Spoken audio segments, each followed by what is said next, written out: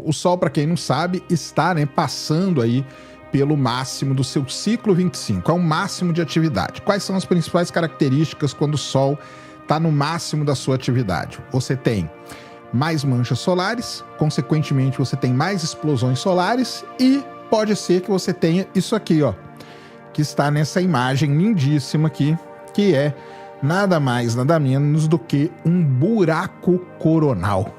Isso mesmo. Tem tomado aí, né, as notícias, né?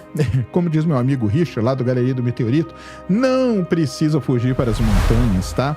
Não precisa fugir para as montanhas, porque nós vamos entender o que é isso aqui e qual é o grande problema de um buraco coronal, o que ele pode causar, na verdade, né? O que isso aqui pode causar para a Terra? Pode destruir o planeta? Será? Você acha que vai destruir o planeta, um buraco coronal desse?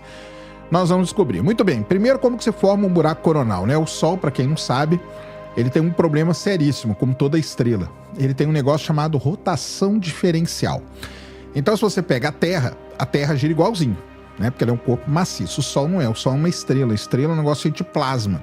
O Sol, ele gira com velocidades diferentes. Então, a parte aqui polar do Sol gira com uma velocidade, a parte equatorial gira com outra, e por aí vai.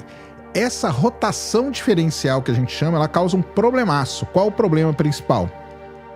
O campo magnético do Sol não é aquele campo magnético que a gente conhece da Terra, bipolar, bonitinho, né? Polo norte, polo sul e tudo mais. O campo magnético do Sol, ele é todo bagunçado, ele tem várias linhas de campo, tem vários polos, né? Vários dipolos magnéticos aqui no meio da estrela, causado principalmente por essa rotação diferencial do Sol, beleza? O que acontece é o seguinte, você começa a acumular linhas de campo magnético, essas linhas de campo magnético começam a causar uma anomalia e às vezes essas linhas de campo arrebentam.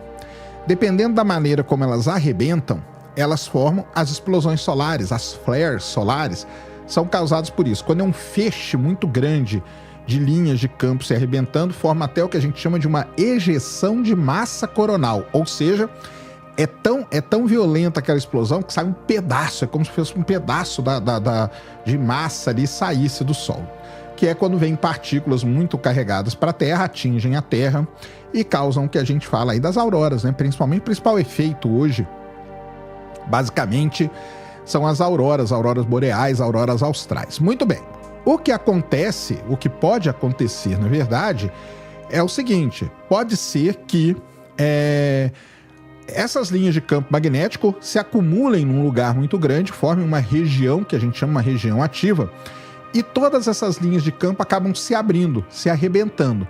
Quando muitas dessas linhas de campo se abrem, forma o que a gente conhece como um buraco coronal. Buraco coronal, então, nada mais é do que isso aí.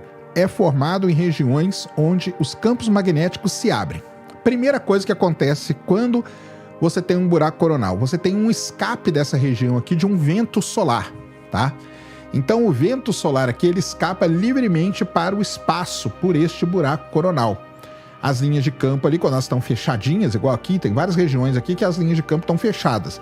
Aqui não tá, o vento não tá escapando diretamente. Aqui ele está escapando diretamente. Muito bem.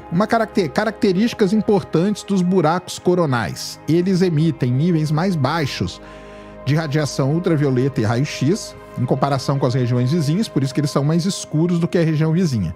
E o efeito principal disso, principalmente quando é desse jeito aqui, e por que ele está desse jeito aqui? Porque esse buraco coronal está voltado para o planeta Terra, está voltado para a nossa cara. Quando o buraco coronal está desse jeito aqui, voltado para a Terra, o que ele pode causar, na verdade, é uma tempestade solar, uma tempestade geomagnética, que a gente chama, e causar auroras belíssimas, isso mesmo.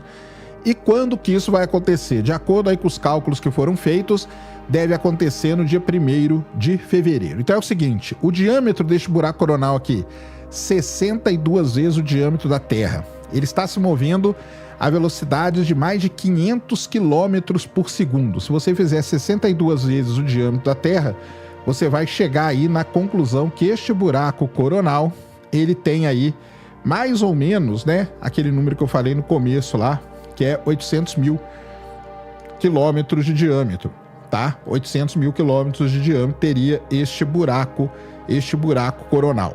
De acordo com os serviços aí de Space Weather, né, que a gente chama de clima espacial, esse fluxo deve chegar à Terra até 31 de janeiro ou 1º de fevereiro, né? E pode desencadear condições de tempestades geomagnéticas G1, tá? Não vai ser tão forte, não.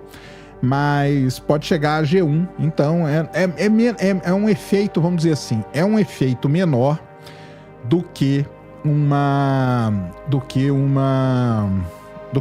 CME, por exemplo. Uma CME, ela pode desencadear um efeito muito maior, tá? Então tá aí, é isso que está acontecendo. Enfim, né? Então esse buraco coronal com quase 800 mil quilômetros de largura se abriu e está expelindo esse vento solar em direção diretamente ao nosso planeta. O que a gente tem que fazer? Bem, se você tiver grana, pegue um avião e vá agora para a Islândia, porque a chance de você ver a aurora vai ser maravilhosa, tá? Vai ser maravilhosa. Não deve acontecer absolutamente nada com o planeta, tá? Ninguém vai morrer por conta disso. Uma tempestade geomagnética do G1 não é uma tempestade magnética assim tão forte, que vai destruir tudo, que vai destruir os satélites, que vai destruir as linhas de comunicação. Então você aí que tá, eu recebi várias mensagens, meu Deus, e agora? O que vai acontecer, Sérgio? Vai acabar com tudo, vai acabar o mundo, nós vamos acabar dentro de um buraco desse. Não vai acontecer absolutamente nada, tá? A única coisa, provavelmente, uma tempestade geomagnética G1, uma tempestade geomagnética de nível G1, que é um nível relativamente baixo, e muito provavelmente auroras lindíssimas na região da Islândia, na região norte do planeta e na região sul também do planeta. Então, conselho, se você tem grana, pegue agora que você está vendo esse vídeo, entre aí no site, compre uma passagem para a Islândia e vai lá apreciar as belas auroras de 31 de janeiro, 1º de fevereiro, deve estar chegando aí este vento solar. Então é isso. Falamos aqui um pouquinho deste gigante. É grande, é impressionante porque ele é muito grande, né? Porque ele tem aí nada mais, nada menos que 800 mil quilômetros de diâmetro. Então é um negocinho realmente que assusta para quem não sabe. Mas não tem nada, não vai acontecer nada com o nosso planeta. Seguimos aqui a nossa vida, então não gaste dinheiro loucamente. Não estoure o limite do cartão, que você vai ter que pagar ele, tá? Não vai acontecer nada, não é o fim do mundo, mais uma vez. Infelizmente.